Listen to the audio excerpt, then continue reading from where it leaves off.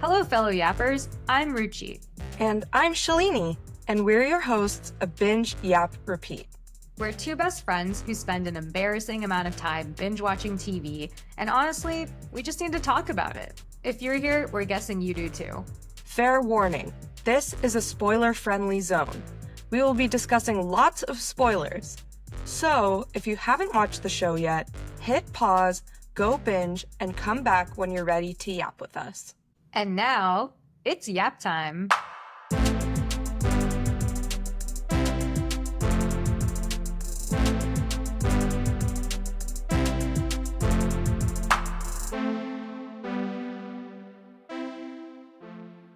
Hello, yappers! Today we're talking about the last episode of Black Mirror Season 7, which is USS Callister Into Infinity. This is the sequel to the Black Mirror Season 4 opening episode named USS Callister. As a recap, the Season 4 episode was about Robert Daly, who is the CTO of a video game company called Callister, but by night he enters his game Infinity as the commander of a starship, USS Callister, exploring new worlds very similar to Star Trek. In this sequel, in Season 7, Robert Daly is now dead, spoiler alert, but now the crew of the USS Callister, led by Captain Nanette Cole, are all stranded in an infinite virtual universe fighting for survival against 30 million players. Yeah, what were your overall thoughts about this episode? I loved it. I mean, I think it's rare for me to enjoy a sequel. I think usually I'm like nitpicking a lot and I'm like, oh, this isn't as good as the first one. But I thought it was so good and it added kind of new dimensions to the premise that we already knew, which I love. And yeah, the story was really compelling. I was always every twist and turn, I was like, what's gonna happen next? What is going on? So yeah, I loved it. Yeah, and like we've said in earlier episodes, I think the Black Mirror novelty is a huge factor on whether or not we enjoy something. So I definitely agree. I think I was coming into this episode as like, okay, well, we already know the premise, so how good will this sequel actually be? But I agree with you. I think they did a great job of piling on to that original storyline, maintaining continuity, but also introducing new technological problems that the characters had to kind of grapple with beyond the original premise. So I thought it was a great episode. All right. Well, let's get into it. So the episode starts with our trusty crew. They're trying to survive in the virtual reality multiplayer online version of the game that they used to be in just a like capsule version. So now they're in the internet, basically acting as pirates in this game. Just stealing from people, and they have no player tags, which becomes an issue for them because it's very obvious that they're not real players in the game. Yeah, so I think at this point, like while watching the episode, I already had a question because I remember in order to prepare for this episode, I went back and rewatched season 4. And I remember at the end of season 4, they entered the wormhole in the hope that they would be deleted, right? Yeah. They were like, we're going to go here because being deleted is better than being, an underling of Robert Daly who abuses us and stuff. Mm-hmm. But now it seems in this episode, they're like really continuing this fight for survival, which I thought was very interesting because it is so similar to Severance, right? Where in Severance, people are grappling with this idea of how the innies have their own autonomy and they're also trying to fight for survival in the environment that they are in versus the Audis who are like, oh, but you're just a clone. How can you understand the depth of world that I've lived in and the depth of emotions that I've experienced? You don't know any of that. Therefore, you are less than. Yeah. I thought there were a lot of parallels between USS Callister and Severance. That was definitely one of them. Also just kind of the concept of if they're in this contrived world, does that mean they're not real and don't deserve happiness, which I think is also kind of a theme in Severance. Like, who cares if we lose the innie because they were never real to begin with. So yeah, it was really interesting. There are definitely more Severance parallels too, but yeah, I think it and also kind of flashback to episode 3 of Black Mirror this season, Hotel Reverie. There's also that question of, well, Brandy lost Clara, the love of her life, in an instant. Like, does that deserve a mourning? You know, does she deserve to mourn that loss when that was never real to begin with? Or I don't know. Yeah, it's just her grappling with her reality, which is not the reality of real life. I don't know. Yeah, I think it is really interesting that there is more than one TV show that is kind of like, oh, well, if you do have a clone, who's the real person, right? And now we're starting to see that there is this trend of no, the clone is actually a real person too. We are also cloned with human survival instincts. That aspect is also cloned. You know, it's not Totally. who wants to die because they don't actually exist. They have the same Right. thoughts and feelings that you do. Yeah, and not only that, I mean, unlike Severance, where your innie is just born into existence and doesn't know anything, these clones in USS Callister have the memories of their outies from before they were cloned. And so they do have their entire lives of memories that they're building off of, and now they just feel trapped. Yeah, just interesting to see how that trend has kind of shifted, where innies now have a lot more autonomy and etc. Thoughts and feelings. Yeah, right. The 2020 to 2022 version was all about the complexities of having two consciousnesses, and then the 2025 versions are like, what rights do those inner innies deserve? Yeah, very That interesting. exactly. Conscii. Shiai, correct. Yes, I suppose. Okay, so the crew members realize that in order to escape this game where everyone's constantly trying to kill them, they need to hack the Infinity server so that they can carve out a virtual space on their own, where they can just kind of live in peace. Which is also interesting to your point because in the last episode we see them and they're trying to kill themselves or not exist anymore, and now they're trying not to do that anymore. They're trying to avoid being killed. Yeah. But to do this, they realize they need Walton back, who we haven't seen since the last episode, where he kind of sacrificed himself in order to get the ship's engines back on track. And then they have this moment where they realize he must still be alive because when the ship is quote unquote reset at the end of the original episode, Walton still had a bedroom on the ship. Yeah, which okay, I let's Yeah. talk about this. I found that okay, as much as they have a lot of camaraderie on this ship, they didn't think to get Walton, or they didn't think that Walton even existed in the many months that Walton's bedroom was on the ship and therefore could have existed. They never thought that Walton could have existed on a planet out there. And the only reason that they went to go get him was so that they could go into the inner core nebula of infinity. I was like, that's so rude. Yeah, he even calls them out for that. He's like, Yeah, so you only brought me back so I could lead you to the Infinity server or the heart of Infinity. yeah, We were like, basically. yeah, also we missed you. I think it was that they didn't know he had a bedroom on the ship until Carl told them, and I think Carl was just too dumb to realize that if he had a bedroom, that means he's still alive. True. Yeah, Carl also thought that start party meant start partying. So, Fair. oh, Um, another difference from last season is that there is no Shayna Lowery. yeah, she didn't come Um, back. They brought Walton back, but not her. Damn. yeah, so I looked it up, and there's no Shayna Lowery because Charlie Brooker says that scheduling issues prevented Michaela Cole from appearing in the USS Callister Into Infinity episode. Mm. Okay. That's That's right. interesting to me because that tells me that they got the cast on board before they finished writing the script, which I don't know how common that is, but maybe because it was a sequel, they had to make sure that people could come back before they went ahead with doing the sequel. Makes sense. Like from what I know from my sister, just to context, my sister is a screenwriter in Hollywood. Woo!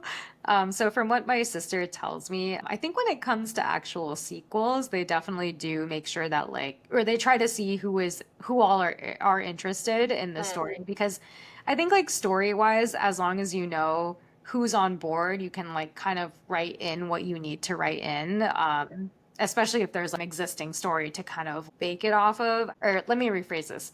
When you're writing from 0 to 1, I think there's a lot more places that you can take things where you have to write the story, then you get the interest. But I think when you're writing a sequel, so 1 to 1.5, it's a lot more structure. So yeah, you can write in and out people as needed, I feel. Okay. Okay, that makes sense. All right. So they decide to go find Walton.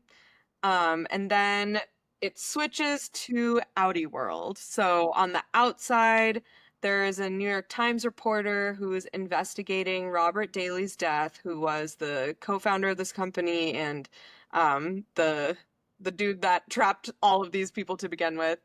And this reporter starts asking Walton why Daly had a cloning machine. And he also asks about these rogue players in Infinity who have no gamer tag that are starting to be talked about. Yeah, I think one thing I appreciated about his line of questioning is if this kind of human cloning technology did exist, it would absolutely be regulated and outlawed and made illegal. So I'm kind of glad that they made that a part of the story, where it's like, yes, we know we have this technology, but it's extremely highly regulated and it's extremely illegal in these cases. So you absolutely should not have this. I was like, yeah, you're right. Because I feel like a lot of times in Black Mirror, we were even talking about this in Redream, where are the regulations around this software that could potentially kill A-list celebrity? One cup of coffee can kill any actor in that simulation. Yeah, exactly. So I was kind of glad. I was kind of glad to kind of hear that. I was like, oh, okay. So they did think about the legal ramifications around all this. Yeah, I liked it. I loved seeing the aftermath of what happened in episode 1. I thought it was very realistic for the world that they were in. Yeah, yeah. So Nanette overhears the conversation between the reporter and Walton, and then she later tells Walton that she knows how to find those rogue players, and then she says that they're themselves. And she and Outie Walton end up finding Innie Walton the same way that Nanette's Innie finds Innie Walton. Yeah. I think all throughout this, I was kind of laughing at Walton's like single track mind to like raise the bottom line. You know what I mean? I was like, he is so like metrics, metrics, metrics, profit, profit, profit.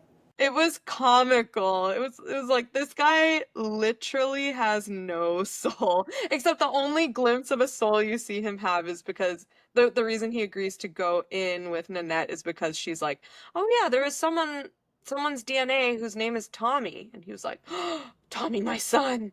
Um so that was one glimpse of a real soul, but otherwise he's like, "I gotta fuck everything up and make sure my company is safe because bottom line, bottom line." Yeah. I did really like I laughed at this one line that he had where I think Audi Dudani told him about the rogue players and then he was like, "Okay, what's the scope of the problem?" I was like, as a product manager, I too have asked that question many times where I'm like, what's the scope of the problem? 3 players, easy peasy. Like, Who cares? exactly. Uh, Totally. yeah. But then I also, speaking of Walton's personality more, I also liked how even his innie had very core characteristics that were similar to the Audi.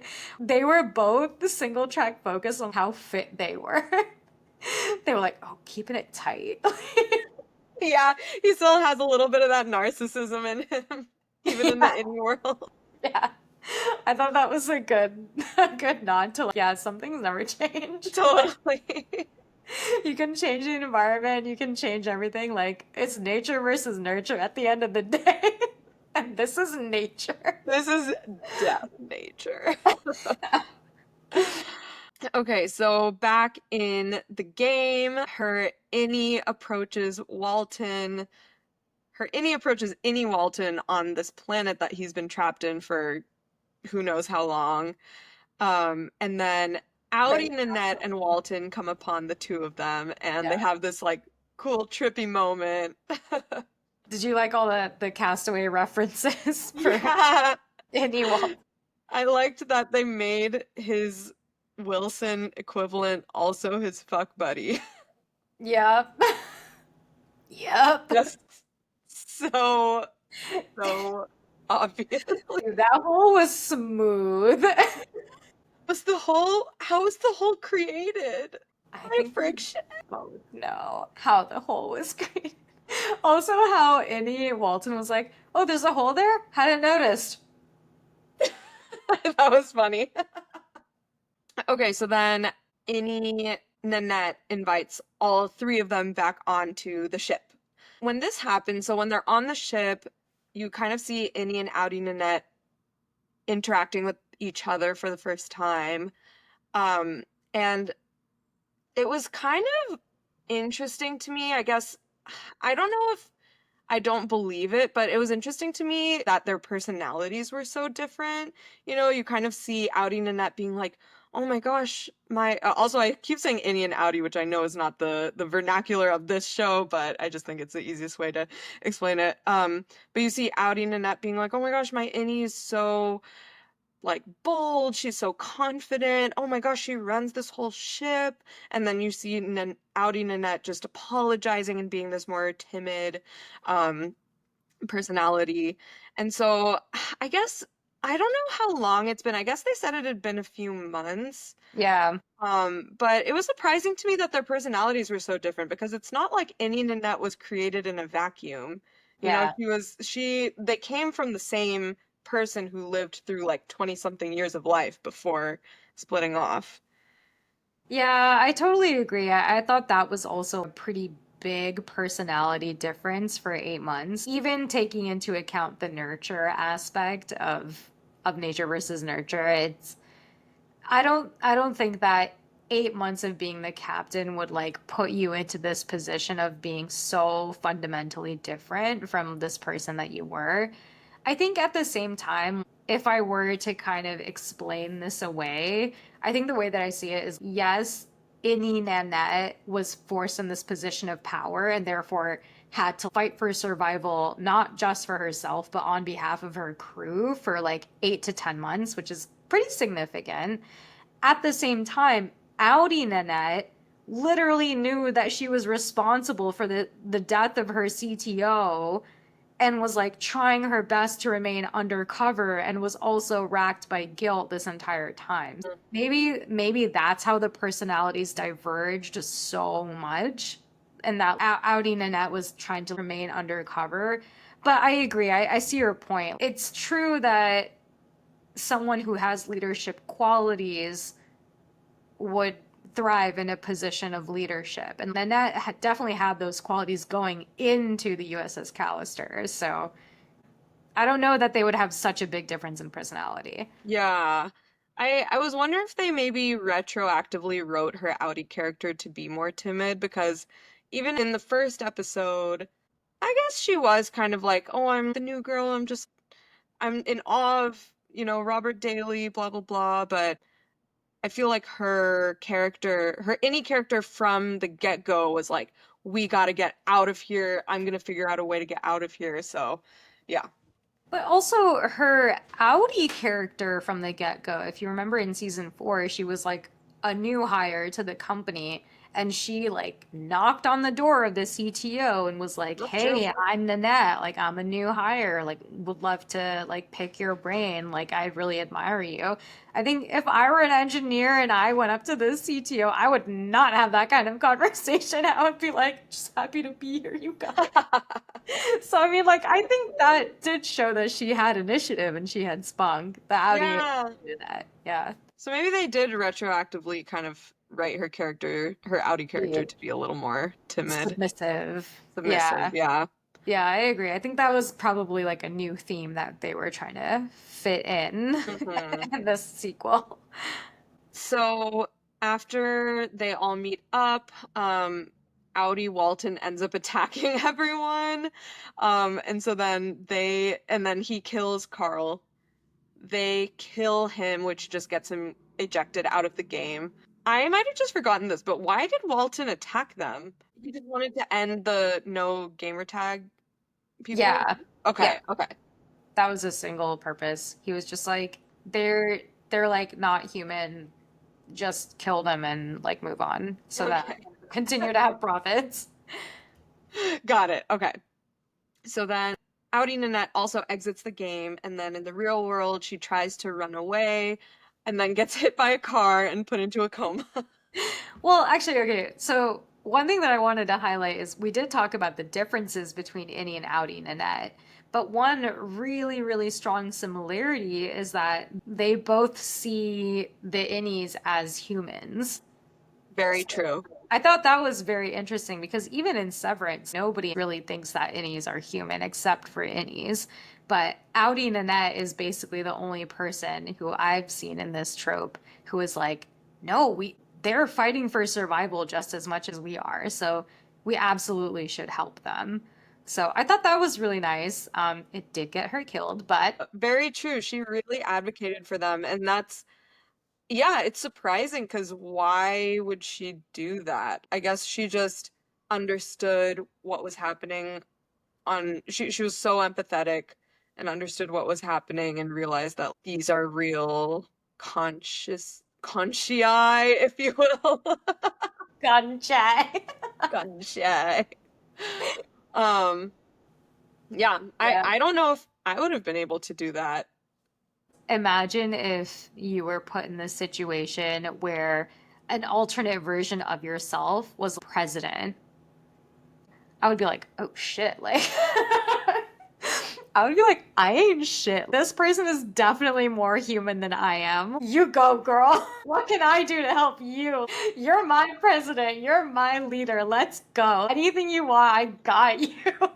Interesting. Okay, so she was like, damn, I gotta preserve that version of me. Yeah, exactly. Yeah. I love it. I mean, maybe this is the dichotomy. Like maybe in Severance, people always thought that innies were always less than because they were in such a small environment doing a menial job that no one else wanted to do. But in this scenario, Nanette is like captain of the ship. She is fighting for her team. She's perceived as a strong leader, and people really rely and depend on her. Versus Audi Nanette is just a Cog in person. the wheel. Yeah, just a cog in the wheel, working for someone that she doesn't even like necessarily. So I think that's why Audi Nanette kind of saw Innie Nanette as this person that she would like to become. Mm, That's why she felt like she had to do everything that she could to kind of push Innie Nanette's agenda because Innie Nanette was actually standing for something and like representing an ideal that Audi Nanette wanted to, promote and like persevere for. I don't know if that makes sense, but yeah. yeah, yeah. I think that definitely makes sense. Yeah, she was so inspired by herself. Yeah, that's not the worst thing.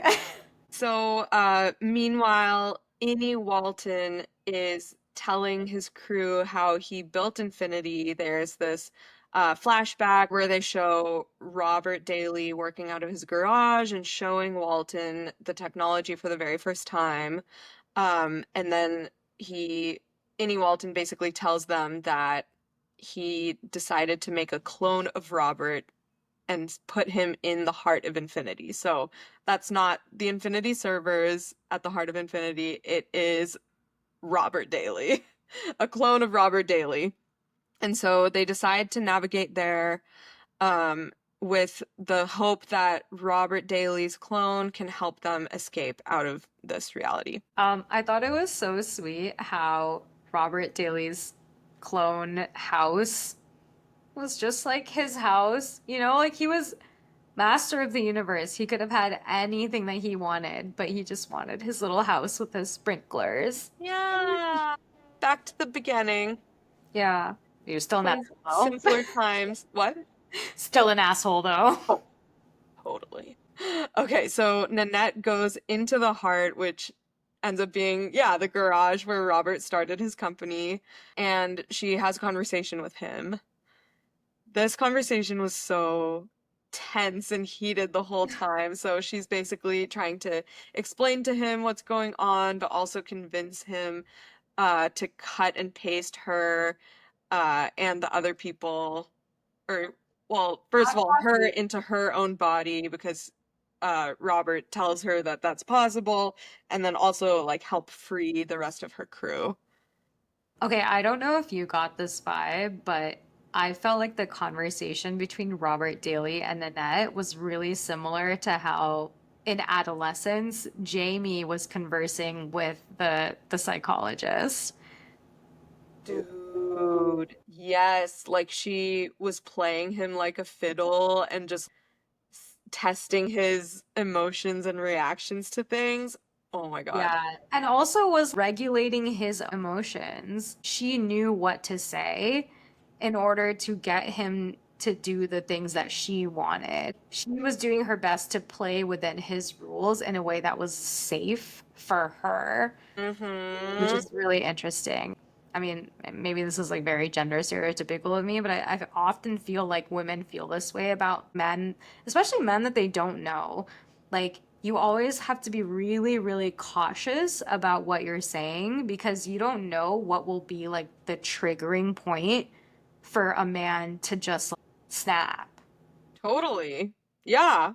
I mean, I think it's very real that women are scared, like physically afraid, and so they just appease men and try to keep them in a good mood in a lot of situations. Yeah. So, okay, and then on the outside world, Audie Walton gets back inside, or I guess back in the inside world, but Audie Walton gets back inside the game. He's in the ship again, and then he's just like on a chaos mission.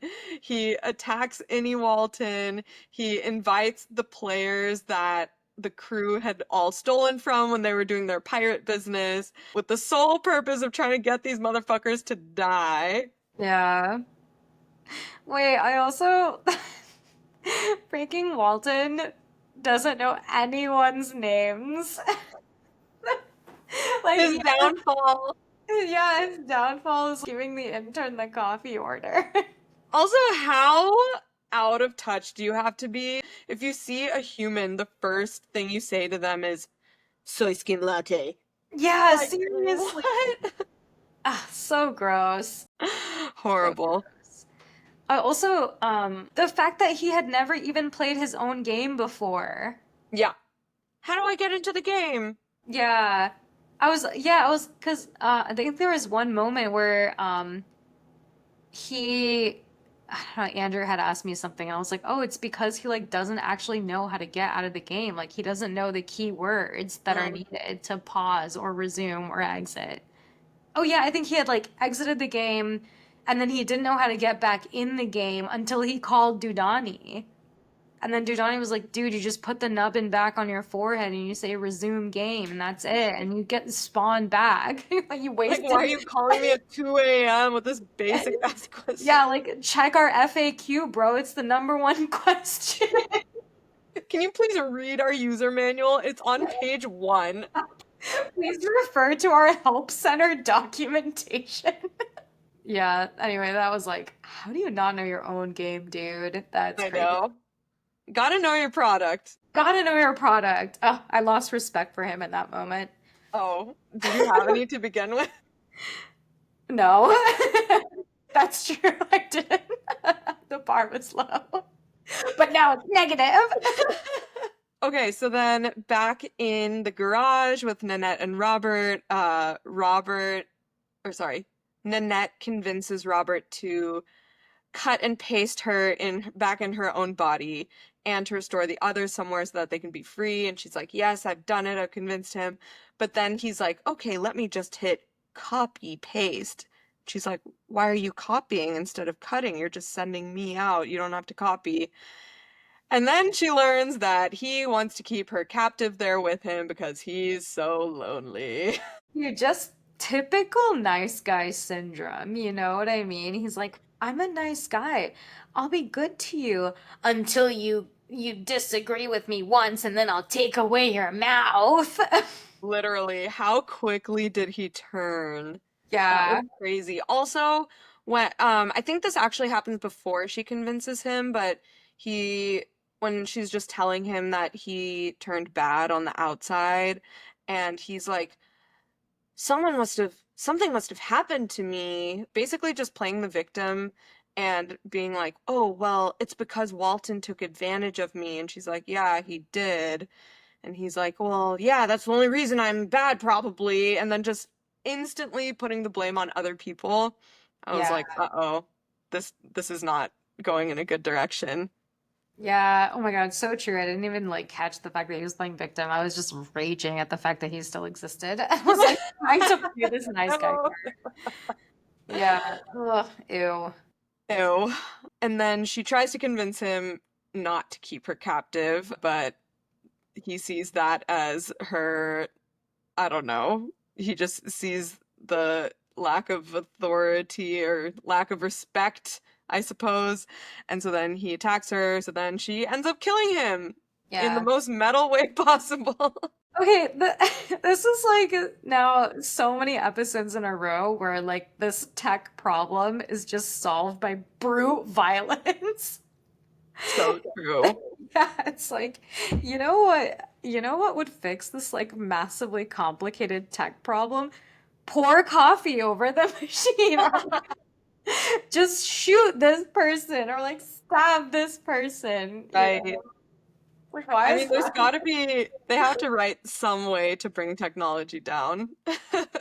Yeah, I guess that's true. But it's just interesting how, like, the answer to bringing technology down is just kill them, you know? Like, that can't be the answer, is it? Yeah, so after she kills him, everything starts going to shit. Also, coincidentally, this is exactly when those players start attacking the ship, and so the ship starts failing. Yes. The heart of infinity starts collapsing. And then Nanette takes the disc that he had prepared, which I guess had the code to like send her back into her body, and just like shoves it in the computer. Oh yeah, wait, the floppy disk organization stuff was Yeah. funny. She's like, why don't you just label your disks? She like jams it in there, and she's like, "Old fucking piece of shit technology," or whatever. It's true. Actually, okay. I think there's also a meta point here that like obviously Robert Daly like loves like the retro stuff and he loves these old shows and things. But I think there's also this point of like, yeah, Robert Daly loves this time when in the 70s or whatever, when serial killers were at their all-time high, like killing women specifically. Women were like forced to be housewives. It was like tradwife era basically. And like men were supposed to be head of the household and supposed to be these like macho dudes who like did nothing with the house, like didn't do any housework or cooking and cleaning, were just expected to like go work some random job and then come home and drink a beer at the end of the day. I think there's a point here that Robert Daly was the type of person that glorified those days and like everyone else that he interacts with is like, dude, what the fuck? No. Yeah, 100%. That's such a good point. And I bet Space Fleet had a lot of those themes because back then media just kind of reflected reality. I mean, media always reflects reality, but back then the reality was what you said. And so he was glorifying Space Fleet, which probably had a lot of misogynistic themes and probably not very strong female characters. And yeah. Also, even the alien lady, it was like they were all the women were these tight mini skirts. He would like kiss every one of them at the end of the Yeah. episode, and then the alien lady was just like, yeah, I'm a sexy alien lady, but the only reason I still have this skin is to cure my eczema. Yeah, I really like that line. Good. She's like, I'm just keeping it. Yeah. All right. So, yeah, after she shoves it in the computer, we find out that Innie Nanette is back in Outie Nanette. They have been what one may call reintegrated. Reintegrated plus. Yeah. Plus, the rest of the crew is also inside of her mind. Yep. Yep. I had a question on this actually. So at the ending, do you think Nanette, or I guess reintegrated Nanette, just wants them there forever in her head?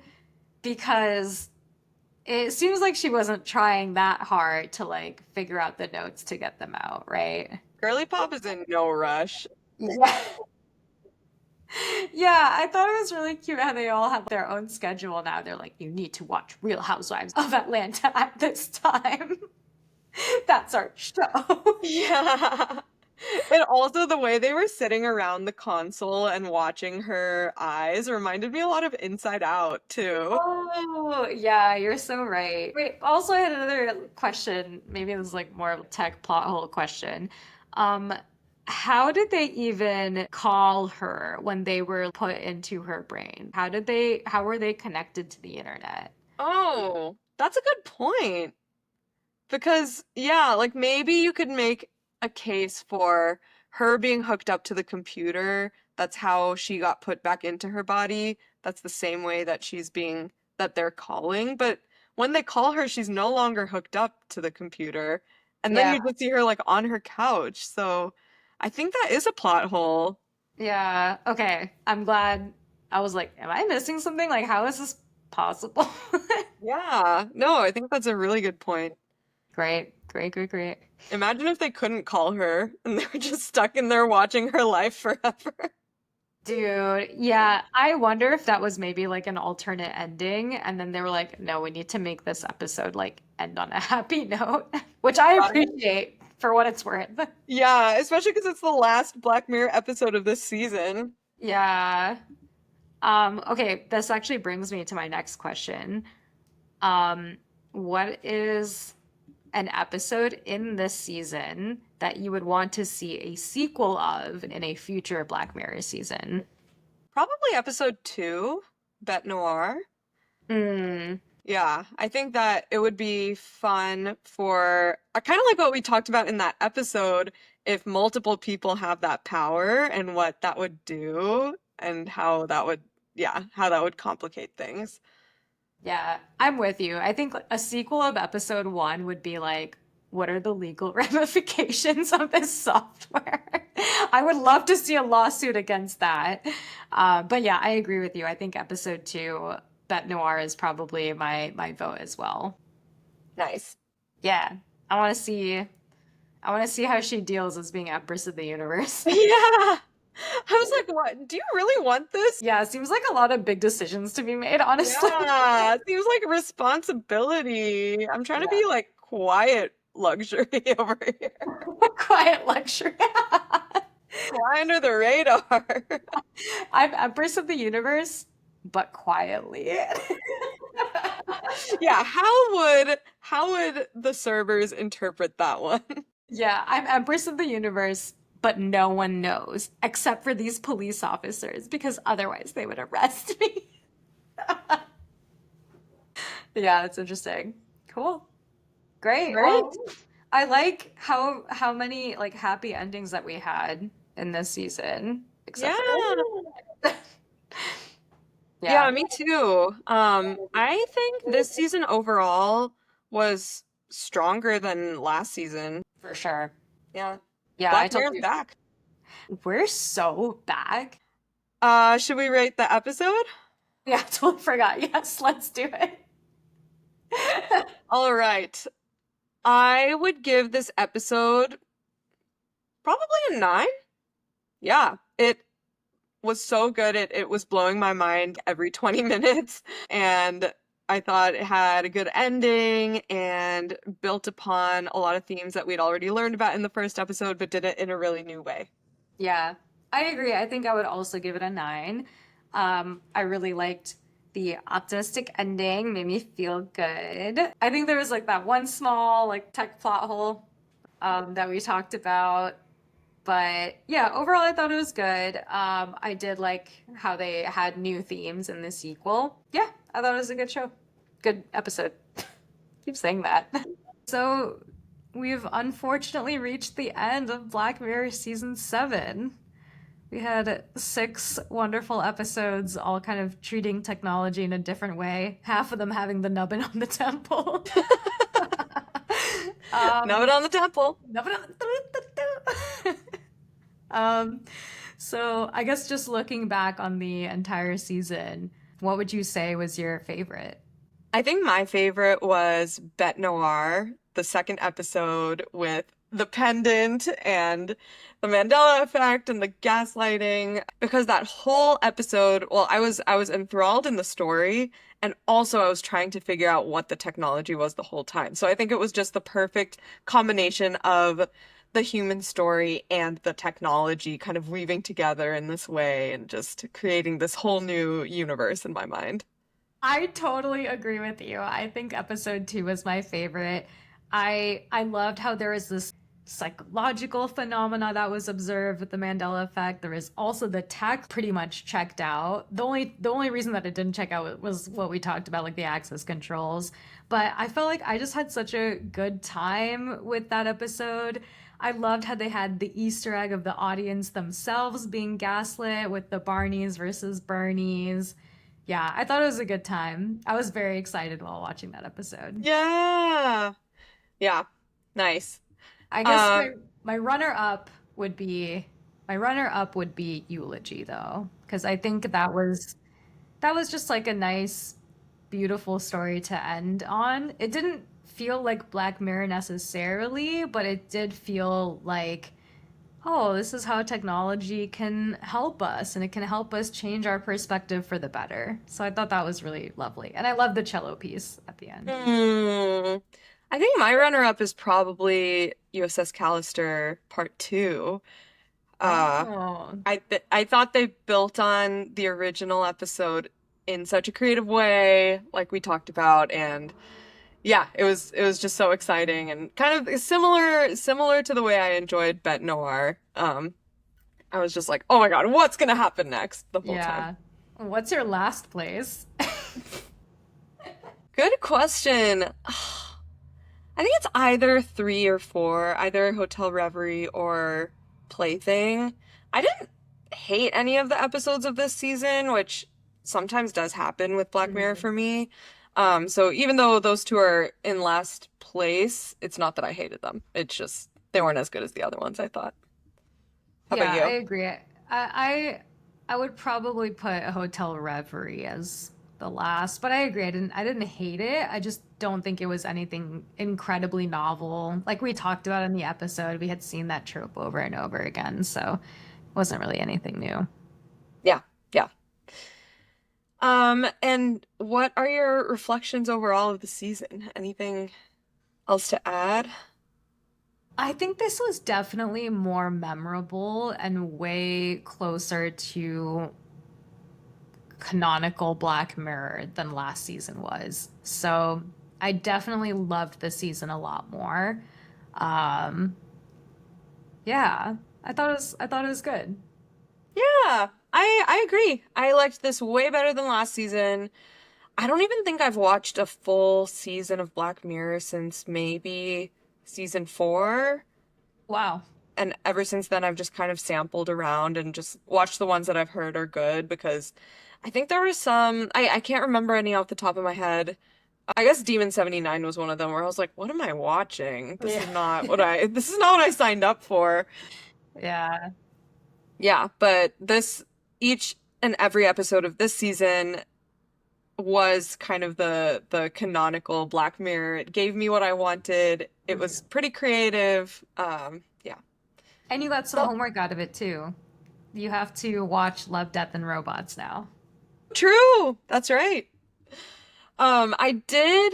I wanted to come back to that thing we talked about in episode 1 where Rashida Jones's character was reciting off all of these ads, and one of them was the company from episode 2.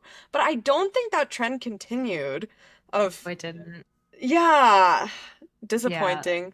Yeah. But that would I have been know we really talked about fun. that in our first episode, but then yeah, it Yeah, was only Dita. only There were Ditto no honey Foods. nugs. Dang it. No, I honestly don't remember anything else. Oh, the Christ health one. Oh yeah, Christ help, Christian counseling. The lube. Yeah, thirst trap lube. Thirst trap That's lube. right. Yeah, I none don't of that. remember anything else. All right. Cool. Great. It's a wrap on season 7. Thanks for yapping with us. If you loved this episode, have some hot takes we missed, or if you've got a show you're dying for us to binge next, follow us on socials. We're at Binge Yap Repeat. Until next time, happy binging!